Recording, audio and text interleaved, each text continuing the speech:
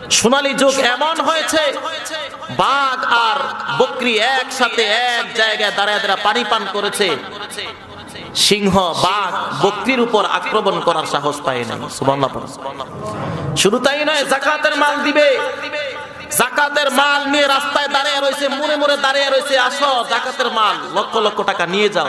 নিয়ে যাওয়ার মতো ব্যক্তি নাই। সুবহানাল্লাহ। এটা কি তন্ত্রমন্ত্রের কারণে হয়েছে না খেলাফার কারণে হয়েছে?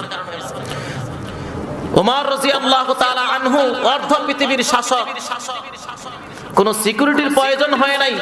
সারা রাত রাষ্ট্র ঘোরাফেরা করতেছে একা একা, সারা দিন রাষ্ট্রের খোঁজখবর নিচ্ছে একা একা, কোন সিকিউরিটির প্রয়োজন হয় নাই। আজ আমাদের সামনে পিছনে বিশাল বড় মোটরসাইকেলের মহড়া, বিশাল বড় মাইক্রোবাসের মহড়া আছে না নাই? এরপরও টিকে রাখা যায় না, শেষ। ঠিক কিনা? কেন? এই তন্ত্রমন্ত্র আমাদেরকে এইটাই দেয়, আর খেলাফা আমাদেরকে সোনালী যুগ দেয়। ঠিক কিনা?